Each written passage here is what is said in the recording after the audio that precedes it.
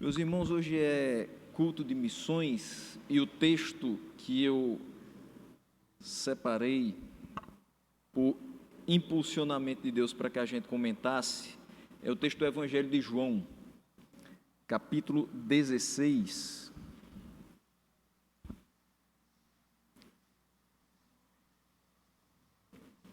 Evangelho de João, capítulo 16, a partir do versículo 5 até o versículo 16.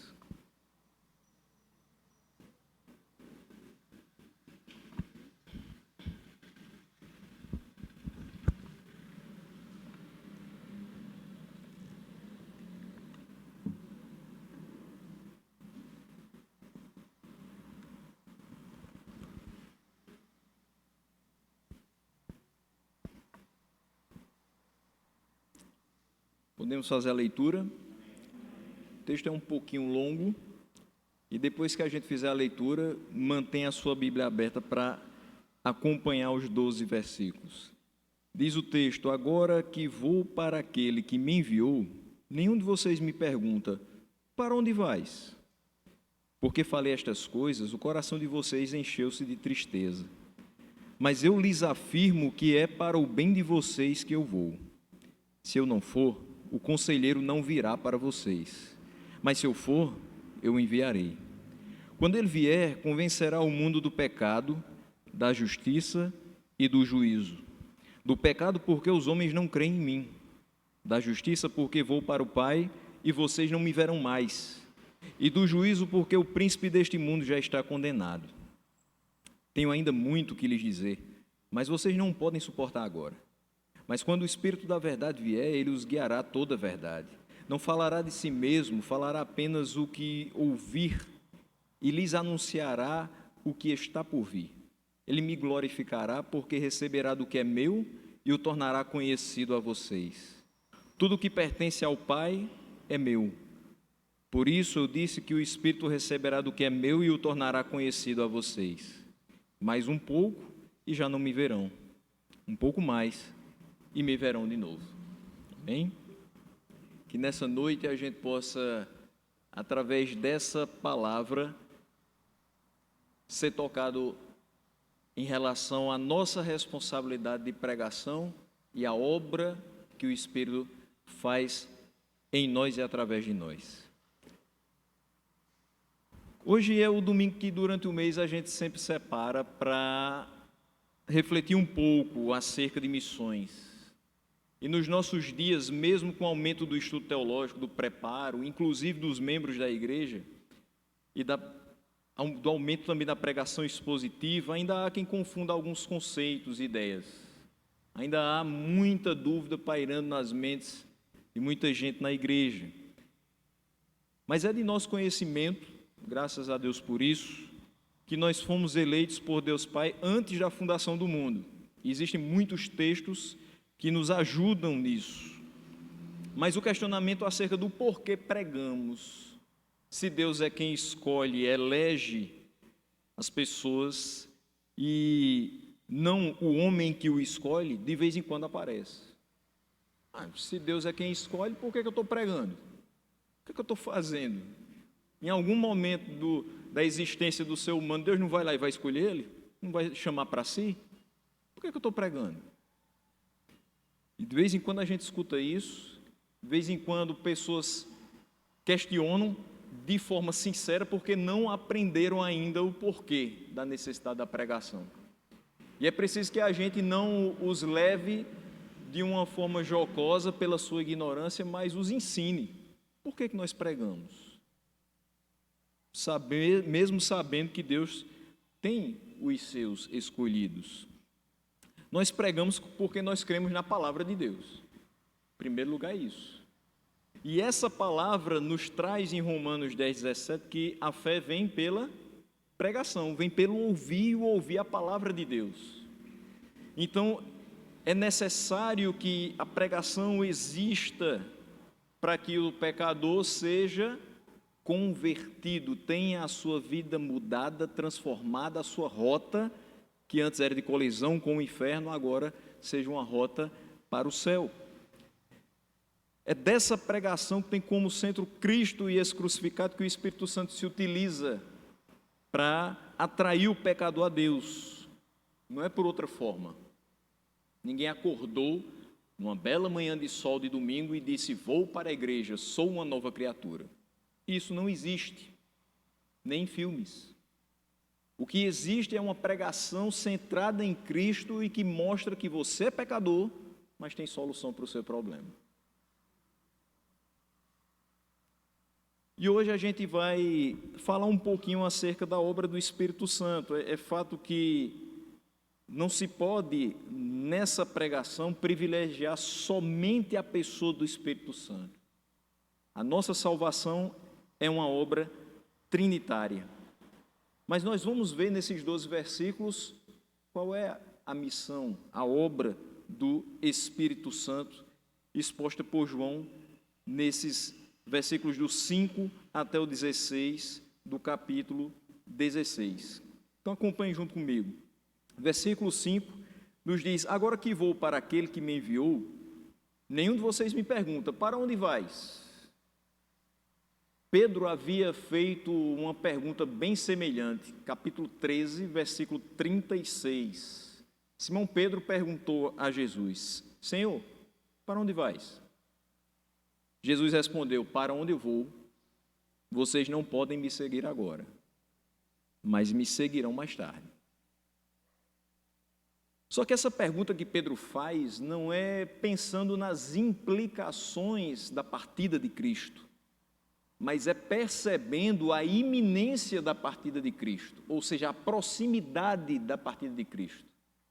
Perceba que nós estamos aqui comentando o capítulo 16, eu retrocedi um pouquinho no capítulo 13 para mostrar a pergunta de Pedro, mas João encerra no capítulo 21. E a gente sabe que antes desse encerramento há todo o relato de Cristo sendo preso, crucificado, ressurreto e assunto aos céus. Então nós temos tudo isso. Então está muito próximo, em João 16, a partida de Cristo. Mas Pedro ainda não tinha a percepção completa do que esse evento representaria. O que a morte de Cristo vai implicar na minha vida, na vida dos meus companheiros, dos discípulos? O que a gente vai fazer depois que ele partir?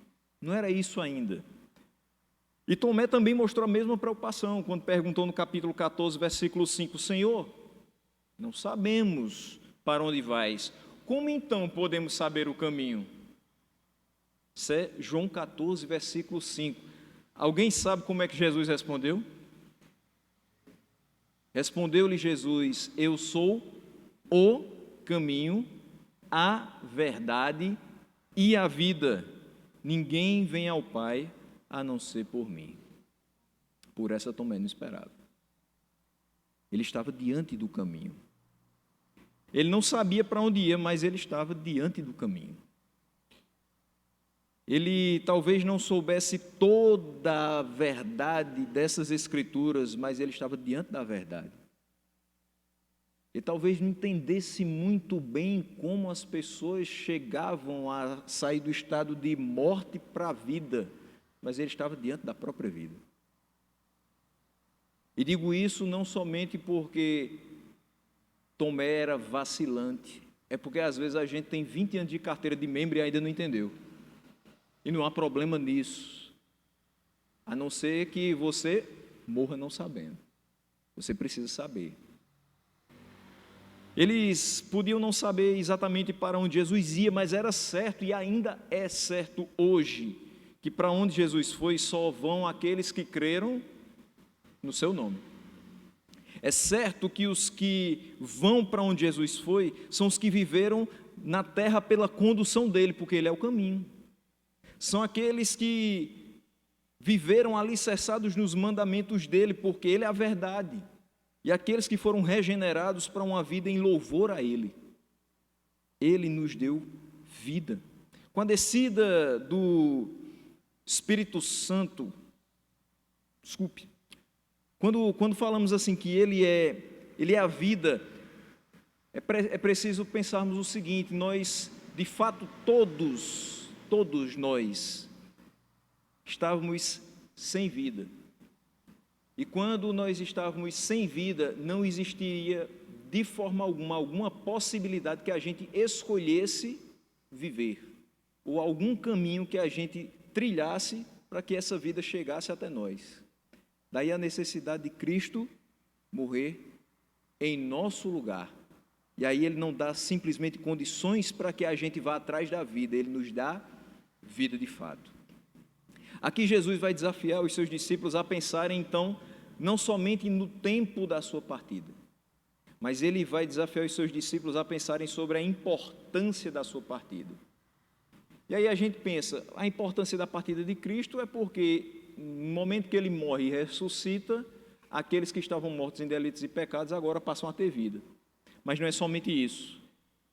Particularmente, a partida de Cristo promove a descida ou a vinda do Espírito Santo.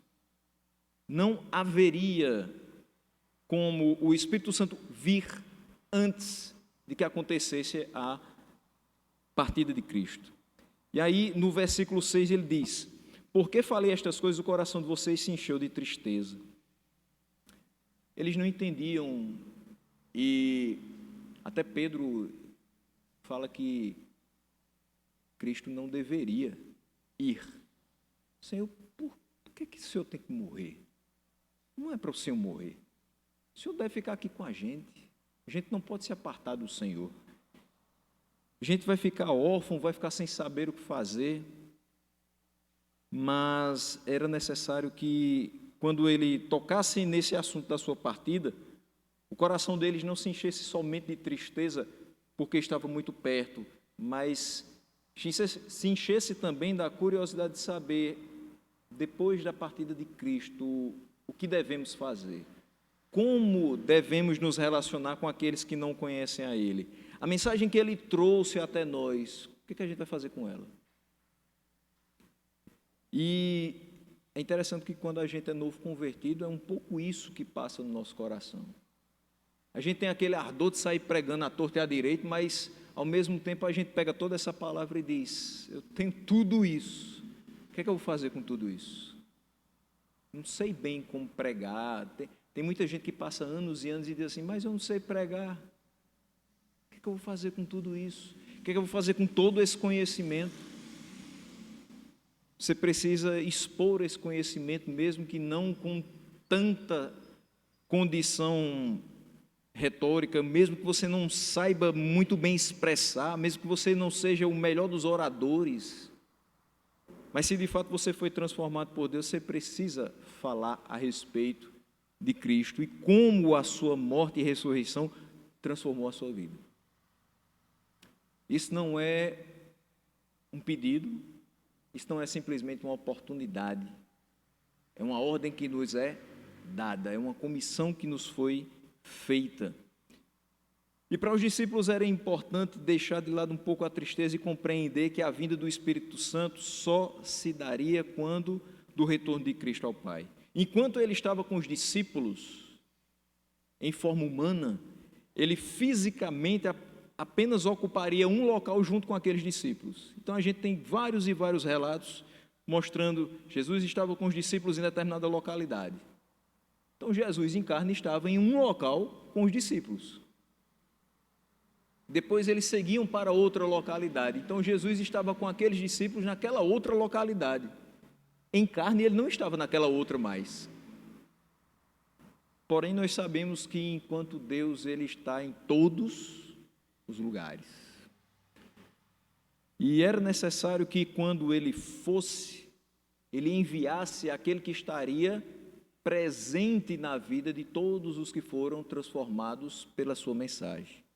Então, com a descida do Espírito Santo no Pentecostes, estaria assegurado que por onde quer que os discípulos fossem, juntos ou divididos, a presença de Deus os acompanharia, como foi dito em Mateus 28, 20. Jesus Cristo não estaria mais em carne junto com eles, não estaria mais andando com eles por aqueles caminhos, mas o Espírito que ele enviou, o conselheiro, estaria com cada um daqueles discípulos por onde quer que eles fossem. E a partir do que a gente expõe nesse versículo 6, fica mais fácil entender o versículo 7, quando ele diz: eu lhes afirmo que é para o bem de vocês que eu vou. Se eu não for, o conselheiro não virá para vocês, mas se eu for, eu o enviarei. É necessário que haja, sim, a tristeza por aqueles que estiveram com Cristo durante 3 anos, aprendendo dele, participando do seu ministério. Eles sintam que essa partida é difícil, é dolorosa. Mas também é necessário que aquele que vai ser enviado por Cristo venha e que capacite aqueles homens a espalhar aquela mensagem, que ainda estava muito local, mas precisava ser pregada em todas as localidades.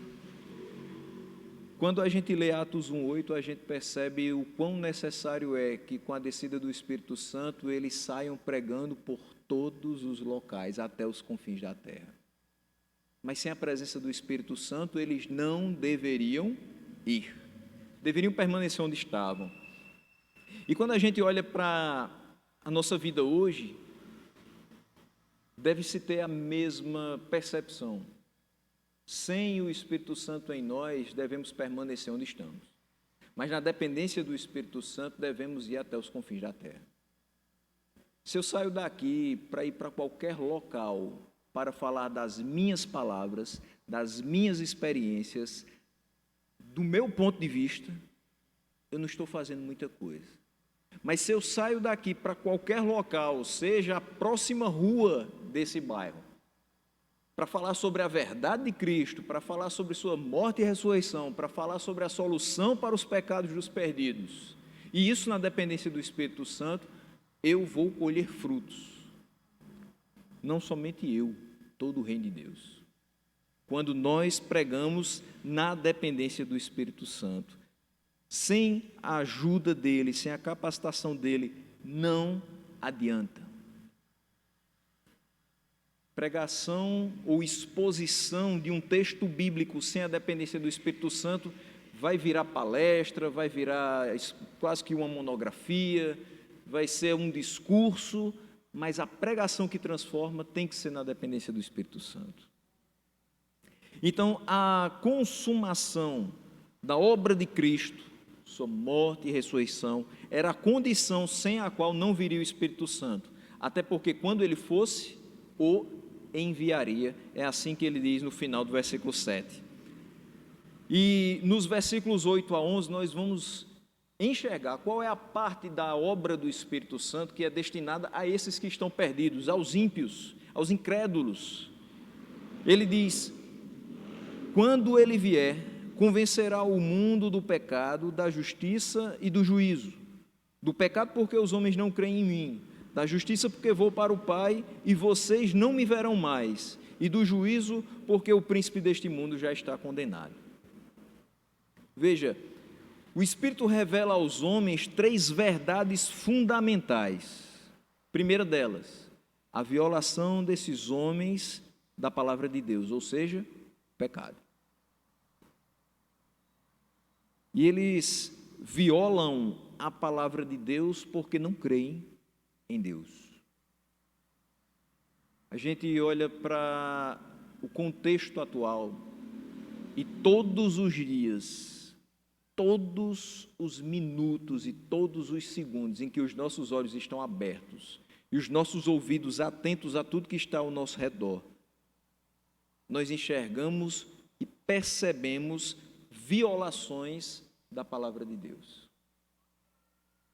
Nós percebemos violações da palavra de Deus, da sua lei, por aqueles que não creem no seu nome, desde o momento em que você sabe que a pessoa que está na sua frente numa fila de banco, por exemplo, estava com uma cédula no seu bolso e quando tirou para conferir, caiu uma. Você pega, coloca no seu. Você transgrediu a lei do Senhor. Mas você diz que crê nele, mas você transgrediu. Quando você tem uma pessoa conhecida na mesma fila, Você diz: oi, fulano, você podia me ajudar aqui? A sua vez é a 30, a vez do seu conhecido é a 10. Aí você dá a conta para ele pagar na frente de 20 pessoas. Você diz: não, mas é porque meu amigo quis me ajudar. Não, você ultrapassou 20 pessoas. Por um ato de esperteza, você transgrediu também a lei do Deus que você diz que crê e que transformou sua vida, suas prioridades, seu comportamento, seu pensamento. Existem várias outras formas simples como essas que eu falei, de transgredir a lei de Deus. Você não precisa matar, roubar. Você não precisa adulterar, simplesmente para transgredir a lei de Deus. O homem que faz determinadas coisas, ele está dizendo com todas as letras: eu não creio em Cristo. Não creio que ele de fato morreu para que eu fosse transformado, para que eu tivesse vida. E aí ele viola a palavra de Deus, ele viola a lei de Deus, ele peca. Às vezes, quando a gente fala determinadas coisas, vem à mente de quem está escutando: mas isso é muito radical, isso é muito pesado, não é bem assim, não é possível que seja assim. É possível. A diferença é: eu faço isso deliberadamente, eu faço isso arquitetando fazer, ou eu faço isso porque a natureza pecaminosa ainda está aqui, e aí de vez em quando eu deslizo. Mas rapidamente aquele que habita em mim me acende o alerta. Uma coisa é vivermos na prática do pecado, achando bom fazer isso, se deleitando nisso. Outra coisa é quando ele acontece como um acidente, quando ele acontece como um erro, um desvio no percurso. Mas que o pecado nos acompanha. Pois o pastor Jamerson falou que, e a conta é inimaginável, não dá nem para você fazer, mas ele falou: se nós praticássemos 3 pecados no dia, no mês seriam 90. Imagine então quantos anos você tem e qual o tamanho do seu problema. Eu concordo demais com ele. O nosso problema é imenso, imenso, e se não for a pessoa de Cristo, não temos nenhum tipo de salvação. De fato, a primeira verdade fundamental revelada pelo Espírito é: nós pecamos. A segunda verdade revelada pelo Espírito é a perfeita justiça do Cristo exaltado. Quando ele diz: eu vou para o Pai, mas ele só vai para o Pai depois que ele diz na cruz: está consumado. Ou seja, ele cumpre a sua obra de redenção daqueles que estão perdidos e vai para o Pai. Mas quando ele vai para o Pai, ele já vai tendo cumprido a justiça do Pai e fazendo com que a nossa pecaminosidade tenha sido levada sobre ele e a sua justiça seja imputada a nós. Então a nossa situação é totalmente diferente quando somos expostos à perfeita justiça do Cristo exaltado. Mas ainda existem muitos que rejeitam o único que pode salvá-lo. Não existe salvação em nenhum outro nome. Não existe salvação em nenhuma outra palavra. Não existe salvação fora de Cristo. Mas muitos o rejeitam e, obviamente, perecem sem salvação. Mas uma terceira verdade, uma terceira questão fundamental que o Espírito revela aos homens é a vitória de Cristo sobre Satanás. Ele diz: o príncipe deste mundo já está julgado. E isso aí antecipa o seu julgamento sobre todos os pecadores. Nós sabemos que então que Satanás já está julgado. Aquele que serve a Cristo, que é alvo do sacrifício e que recebe a sua justiça perfeita, é salvo. Mas aquele que despreza Cristo, que rejeita o único que pode salvá-lo e que se entrega ao domínio de Satanás, será julgado da mesma forma que ele. O que é que espera aquele que rejeita Cristo? A morte eterna. Então, no versículo 8, o Espírito Santo foi enviado para convencer o mundo do pecado, da justiça e do juízo. Então, a comissão foi feita por Deus Pai a todo aquele que é salvo.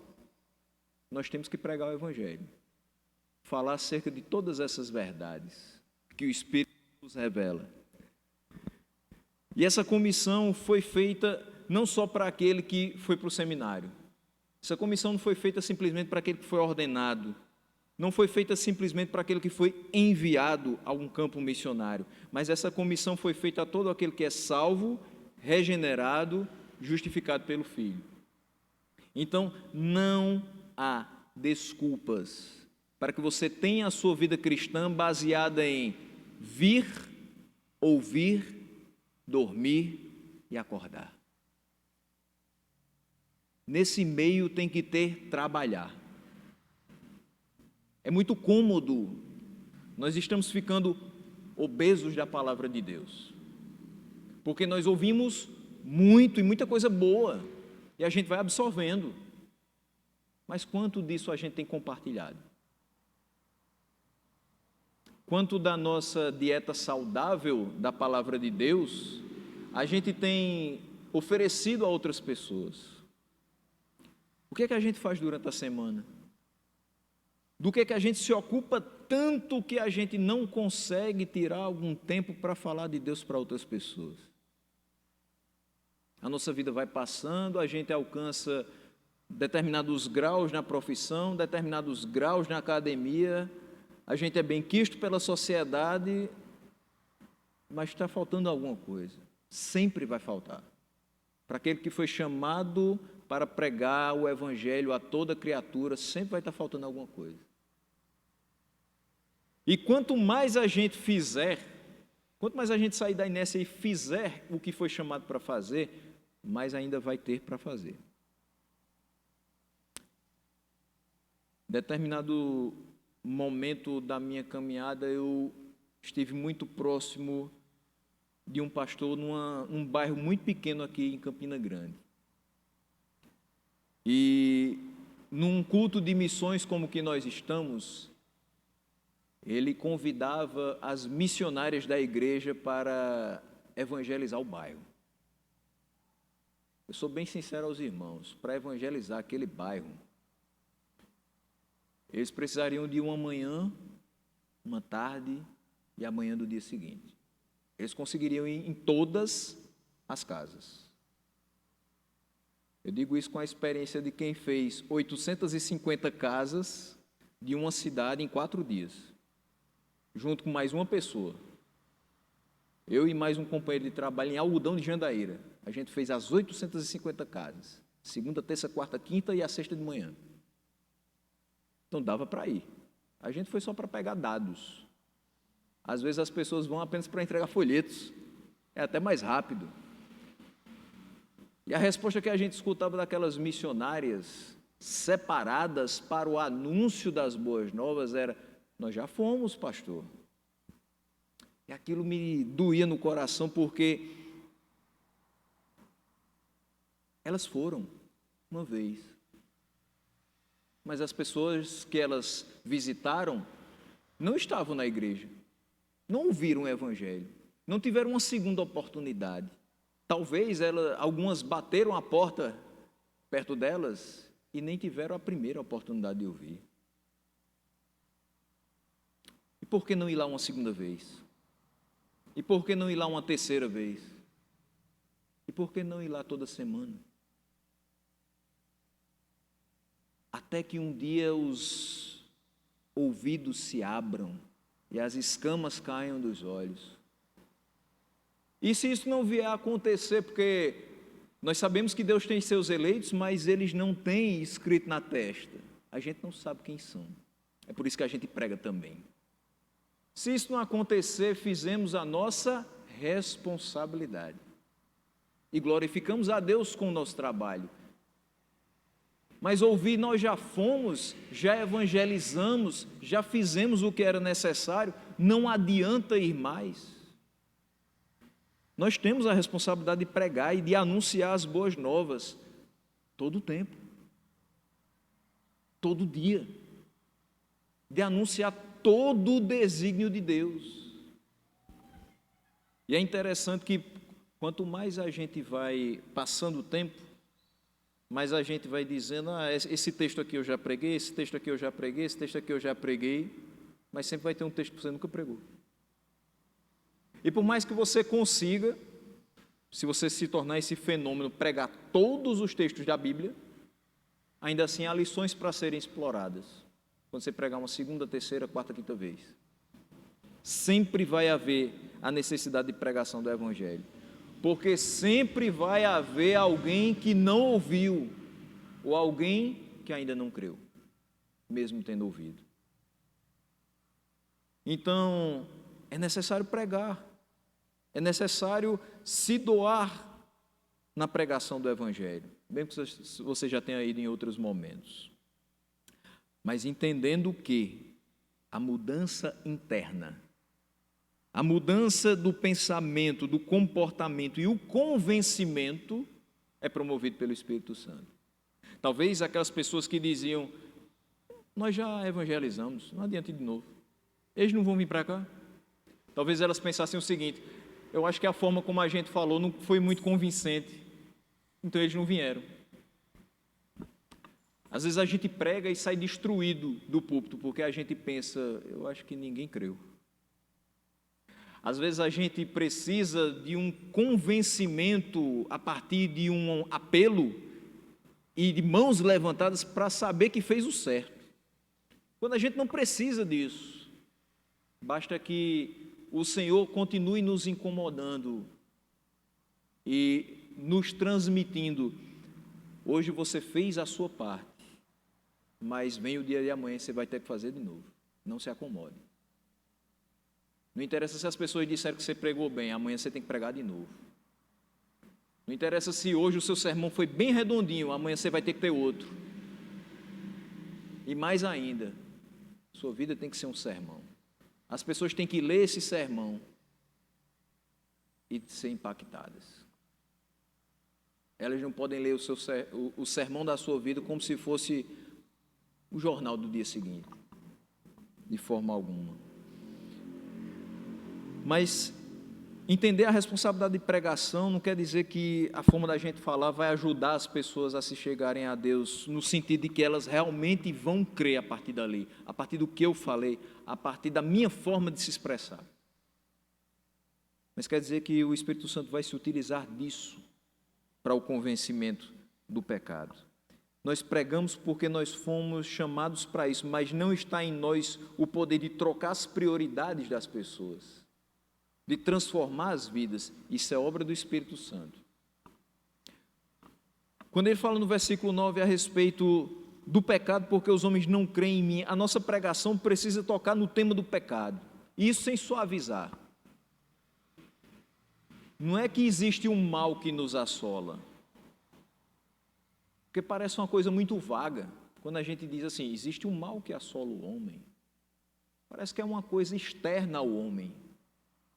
Mas não, o seu primeiro e grande e tenaz inimigo é você mesmo. Experimente tentar viver segundo o seu próprio entendimento, e você vai perceber que isso é verdade. Quando você tenta levar as coisas a seu modo, quando você tenta fazer o que dá na telha, tudo isso sai muito errado. Você vai percebendo que nem foi necessário o diabo chegar tão forte em cima de você para que você fizesse bobagem. Ele vai aproveitar a sua falha e vai potencializar o erro. Mas partiu de você mesmo. Existe, meus irmãos, uma natureza pecaminosa em nós, contra a qual nós lutamos pela capacitação do Espírito. É uma luta terrível. Terrível mesmo. mas o Espírito veio para convencer o homem do pecado, porque os homens não creem em Cristo. O homem natural não ocupa o seu pensamento com tentativas de entender a necessidade que a sua alma tem de salvação, para que ela não enfrente a morte eterna. As pessoas não pensam nisso. Você conhece com certeza muitas e muitas pessoas que estão nem aí para a questão do inferno, acham até que não existe. Aí você fala sobre isso para elas: olha, você tem que se arrepender dos seus pecados. Ela vai dizer: para mim não tem nenhum nexo. Olha, se você não se arrepender dos seus pecados, se você não se dobrar diante de Cristo, o que te espera é a morte eterna. O que te espera é o inferno. E a pessoa diz: o inferno para mim já é aqui. Às vezes realmente a pessoa tem uma vida tão desprovida de graça que ela diz que o inferno é aqui mesmo. Mas nós sabemos que não é bem assim. Mas o homem natural não compreende essa verdade. O homem natural não vai, principalmente nessa versão pós-moderna dele, não crê que o Deus verdadeiro e único enviou o seu Filho para morrer substitutivamente por nós. Não crê nisso. Cada dia menos. O homem natural prefere achar que tudo vai se acabar por aqui mesmo, que a vida após a morte é um devaneio e que a sua alma vai ser aniquilada. E não vai haver prestação de contas do que foi praticado aqui na terra. Tem gente que vive e não se atém a questões como Deus ou o diabo, ou céu e inferno. Para ele não tem nada disso. No dia que morrer, fechou os olhos, acabou tudo e não tem mais o que conversar. Existem pessoas que vivem como se nem existisse amanhã. Elas aproveitam hoje da forma mais louca e irresponsável possível, porque elas dizem: se amanhã eu não estiver vivo, pelo menos hoje eu aproveitei. Esse aproveitar é o que tem levado muita gente para o buraco, é o que tem levado muita gente para o fundo do poço, porque o aproveitar do mundo não é o aproveitar de Deus. O aproveitar do mundo é você encher a sua cara de cachaça, é você zerar maços de cigarro, é você sair com as pessoas que você achar conveniente, é você torrar o dinheiro que você penosamente ganhou,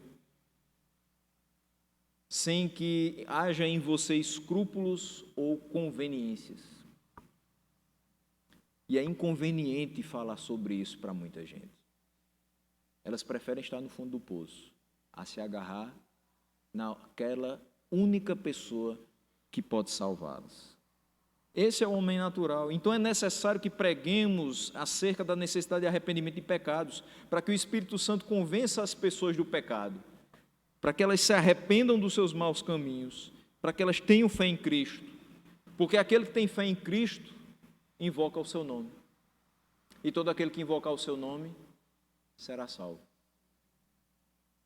O versículo 10, é o Espírito que vai convencer os pecadores de que eles não podem ser considerados justos em razão das suas próprias obras, mas somente com base no mérito da obra substitutiva de Cristo. Nós não temos justiça em nós. O que é que eu posso colocar nas minhas mãos e entregar a Ele e dizer aqui está a minha justiça? Não temos. A obra de Jesus perdoa pecados, e a sua obediência perfeita, a sua justiça é imputada aos pecadores. É pelo mérito da ressurreição e da ascensão de Cristo que a justificação para os pecadores é atestada. Olha o que aqui diz Romanos 4, 25. Ele foi entregue à morte por nossos pecados e ressuscitado para a nossa justificação. Então, o Espírito vem nos mostrar justamente isso, através da pregação do Evangelho, que Ele foi entregue à morte, Jesus Cristo, por nossos pecados, mas não somente morreu, mas ressuscitou para a nossa justificação. E no versículo 11, ele diz que o Espírito vem para nos convencer do juízo, porque o príncipe desse mundo já está condenado. A punição de Satanás não é somente uma vitória, mas ela ressalta também que Deus age com justiça com relação aos transgressores. Aqueles que eu falei agora há pouco, que vivem como se não existisse amanhã, como se não existisse Deus, nem céu, nem inferno, eles serão também punidos pelas suas obras. Eles são responsáveis por aquilo que fazem. E ao sabermos que o príncipe deste mundo está condenado, nós depreendemos também que aqueles que seguem os seus caminhos, sob a orientação do príncipe deste mundo, também serão condenados. Quando eu falei que a pregação sobre o pecado não deve ser suavizada, aqui está o motivo. Todo aquele que crê no Filho vai ter a vida eterna. Mas a conclusão lógica é que todo aquele que desprezar o Filho e se voltar para o príncipe deste mundo terá a morte eterna ali a aguardar. Eu não posso suavizar a condição em que o homem se encontra. Porque se ele não estiver perfeitamente cônscio do que ele é hoje, sem Deus, de maneira alguma ele vai se sentir motivado a descobrir quem ele pode ser com Deus. Então a pregação acerca do pecado, da justiça, do juízo principalmente, não deve ter meio termo, porque também não existe meio termo após a nossa morte. Ou é céu ou é inferno. Não tem estágio intermediário. Ditas essas coisas, Cristo ainda fala para os seus discípulos: tenho muito ainda que lhes dizer, mas vocês não podem suportar agora. Cristo ia continuar o seu ensino por meio dos apóstolos, pelo Espírito após a ressurreição. E aí nós temos o texto de Atos 1, quando Lucas escreve a Teófilo dizendo, do versículo 1 até o versículo 3, em meu livro anterior, Teófilo, eu escrevi a respeito de tudo que Jesus começou a fazer e ensinar. Até o dia em que ele foi elevado ao céu, depois de ter dado instruções por meio do Espírito Santo, aos apóstolos que havia escolhido. Depois do seu sofrimento, Jesus apresentou-se a eles e deu-lhes muitas provas indiscutíveis de que estava vivo. Apareceu-lhes por um período de 40 dias, falando-lhes acerca do reino de Deus. Depois que tudo tinha passado. Ainda havia muitas coisas, mas não era o momento ainda. Eles não suportariam ainda saber de todas as coisas que Jesus ainda tinha para ensinar-lhes. Por quê? Porque eles ainda não tinham a presença do Espírito Santo para capacitar-lhes a esse entendimento.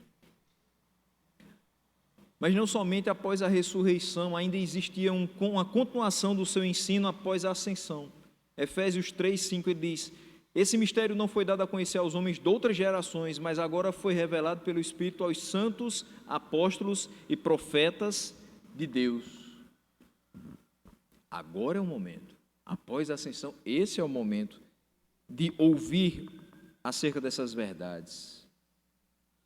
Quando o Espírito lhes daria uma iluminação espiritual ainda maior, Lucas 24:45, ele diz, então lhes abriu o entendimento para que pudessem compreender as Escrituras.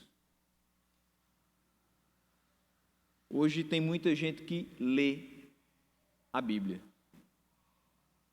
E é impressionante o número de pessoas que até citam a Bíblia. Existem pessoas que colocam versículos bíblicos na porta da sua casa. Existem pessoas que têm adesivos no para-choque do seu carro, no vidro do seu carro, no seu caderno da universidade, enfim.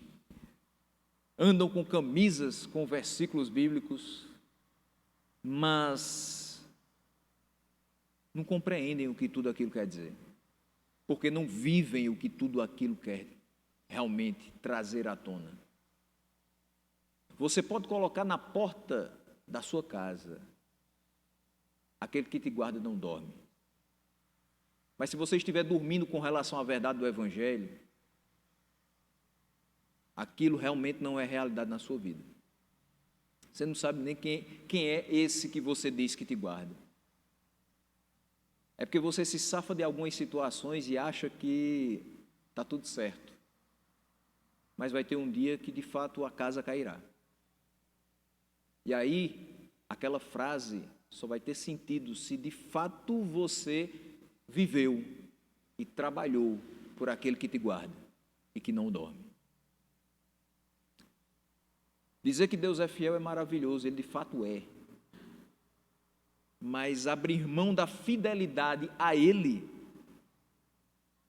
simplesmente porque a gente lê, Deus é fiel até quando nós somos infiéis, porque Ele não pode negar-se a si mesmo. Mas quando eu sou infiel a Deus, eu estou também negando em mim o fato de ser filho dele. O filho de Deus tem que ser fiel a Deus. O filho de Deus tem que servir a Deus com integridade e fidelidade. Mas isso só acontece quando a gente tem o entendimento aberto e a gente compreende as Escrituras. E o que está aqui desce para cá. E o que está aqui sai por aqui. E na nossa prática diária. Infelizmente ainda tem muitas pessoas vivendo na teoria do Evangelho. Mas a gente precisa ser praticante. Como ser praticante? Vivendo no Espírito. Ainda não era o momento dos discípulos aprenderem certas coisas que seriam tratadas por Cristo, porque para compreendê-las, eles necessitariam da capacidade do Espírito Santo. E aí Cristo vai dizer, quando Ele vier, o Espírito da verdade vier, Ele os guiará a toda a verdade. Versículo 13. Ele não falará de si mesmo, falará apenas o que ouvir. Ele lhes anunciará o que está por vir. O que ele quer dizer com isso? O Espírito veio para guiar a verdade da salvação de Deus e não somente a um conhecimento técnico sobre todas as coisas. O que ele faz em nós não é abrir o nosso entendimento para que a gente agora seja expert em linhas sagradas, para refutar todo aquele que fala errado, para refutar todo aquele que interpretou incorretamente, para que agora a gente seja o guardião da interpretação correta e outras pessoas que não têm ainda o mesmo conhecimento se sintam diminuídas perto da gente, porque nós somos PhD em Novo Testamento, porque nós somos especialistas em Velho Testamento. Não, ele não abriu o nosso entendimento para isso. Ele abriu o nosso entendimento para algo muito mais além do que um conhecimento técnico, até porque um conhecimento técnico, sem a unção do Espírito Santo na nossa vida, não vai realizar qualquer transformação. Se a gente chegar aqui e começar a debulhar todos os livros que leu, todas as teologias sistemáticas que aprendeu, todos os nomes de autores que conheceu, isso não vai fazer a menor diferença na sua vida. Mas se a gente chega aqui e diz exatamente o que Cristo fez, e exatamente o que o Espírito Santo faz, ainda hoje, na vida daquele que ouve a pregação do Evangelho, isso vai fazer diferença na sua vida. A partir do momento que a gente prega sobre o amor de Deus, sobre a graça de Cristo, sobre a regeneração que é promovida pelo Espírito Santo, as vidas são totalmente modificadas. Por mais que elas não saibam nada daquilo que eu acabei de citar.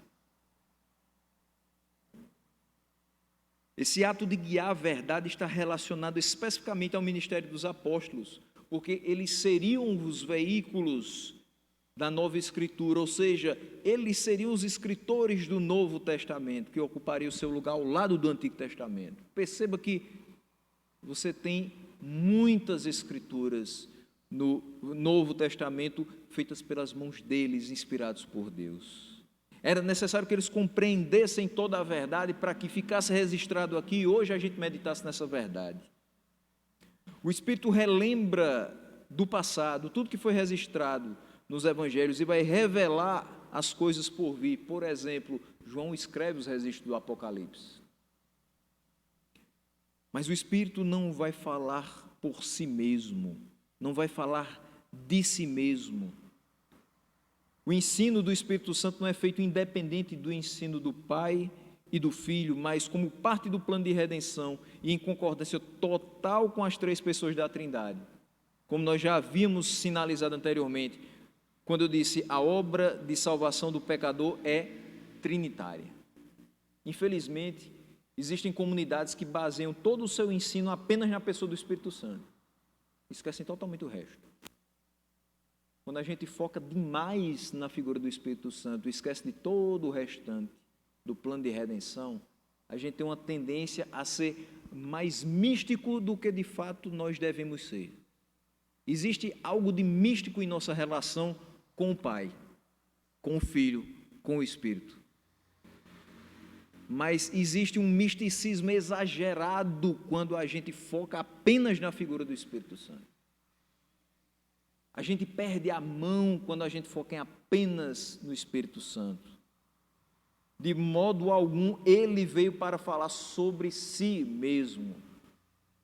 Mas o versículo 3 diz que ele vai falar apenas o que ouvi e anunciar o que está por vir. E complementa-se no versículo 14, quando ele diz: ele me glorificará. Se eu falo só do Espírito Santo, dou glória ao Espírito Santo, tudo é o Espírito Santo, onde está a glória de Cristo? Se ele veio para glorificar a Cristo. Então, como nós bem sabemos, o plano de redenção tem como participação a Trindade, mas a figura central é Cristo. E como a figura central é Cristo, então o ensino do Espírito Santo concentra-se em Cristo, dando a glória devida. João 15, 26, palavras de Cristo, ele diz: quando vier o conselheiro que eu enviarei a vocês da parte do Pai, o Espírito da verdade que provém do Pai, ele testemunhará a meu respeito. O Espírito Santo vem e nos mostra quem Cristo é. O Espírito Santo vem e nos faz se dobrar diante da pessoa de Cristo. E somos atraídos à pregação acerca da figura de Cristo.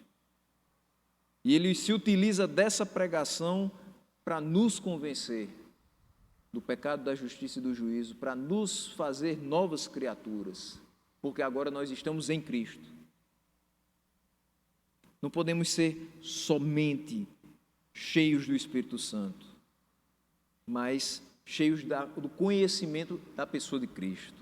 Então perceba que o pregador da palavra tem que ser cheio do Espírito Santo para que, através da ação dele, seja iluminado quanto às verdades do Evangelho. E o Evangelho é Cristo.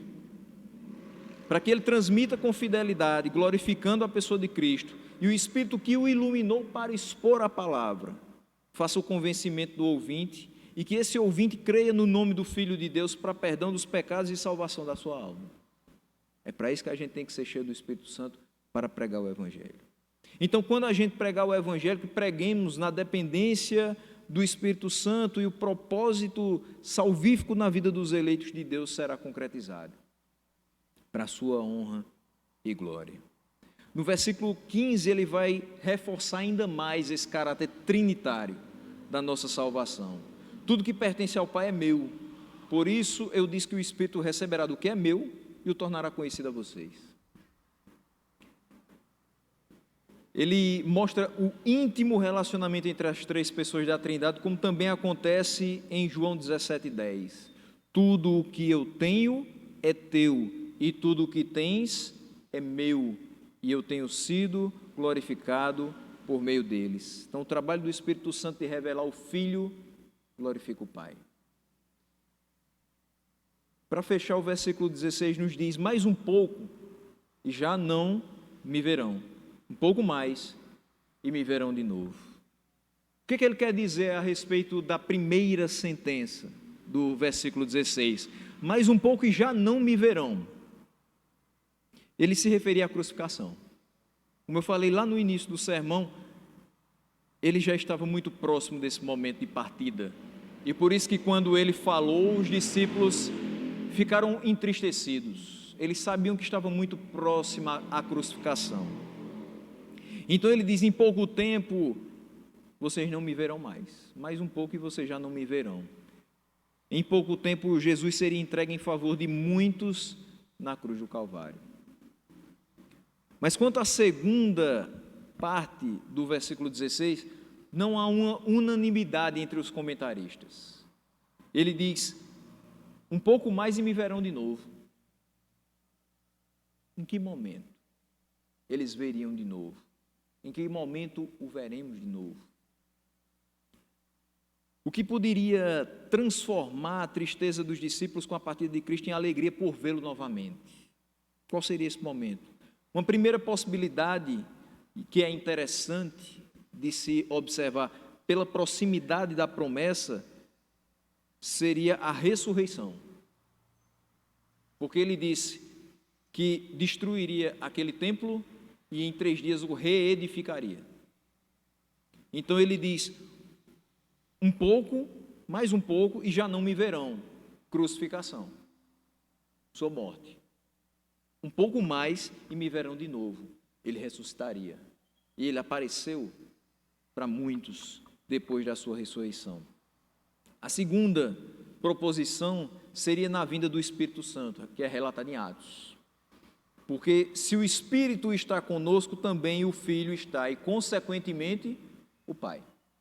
Então eles veriam de novo na descida do Espírito Santo. E a terceira se refere à segunda vinda, que apesar de cronologicamente distante dessa fala de Cristo, mas tem o mesmo efeito que as outras duas opções. Porque no dia que ele vier, eu tenho certeza, todo aquele que enxergar a vinda de Cristo se alegrará com a sua presença. E a tristeza pela partida, naquele momento, que encheu o coração dos discípulos, é substituída pela alegria de vê-lo vencer a morte e de retornar para buscar o seu povo escolhido. Então, independente de qual seja a referência mais acurada dentre essas três, nós sabemos que pela ação do Espírito Santo, utilizando-se da pregação do Evangelho, pecadores eleitos por Deus chegam ao reconhecimento dos seus pecados. Você escuta a pregação, você sabe que é pecador, e o Espírito Santo te leva a arrepender-se desses pecados.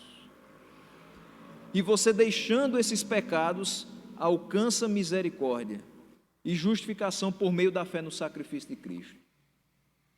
E aí você é liberto, você é regenerado e é capacitado a uma vida em santidade para o louvor da glória de Deus. Isso nós temos total certeza, e esse é o cerne do Evangelho. É o cerne da pregação evangelística que nós devemos oferecer aos perdidos em 2021 e em dias vindouros. A palavra de Deus não mudou. Então a forma de pregar sobre isso também não mudou. A forma de falar acerca da obra do Espírito Santo não mudou. A forma de pregar acerca do pecado não mudou. E a forma de pregar acerca da justificação também não mudou. Nada de evangelho suavizado. Nada de evangelho humanizado. Nada de evangelho secularizado. Que transforma a vida do pecador. É o evangelho puro, simples e anunciado no poder do Espírito Santo. Que a gente procure anunciar na dependência do Espírito Santo. E que ele se utilize da nossa anunciação para que pecadores se rendam aos pés de Cristo e que tenham suas vidas transformadas. Que engrossem as fileiras do Exército Santo. Que a gente esvazie o inferno para a glória do Senhor.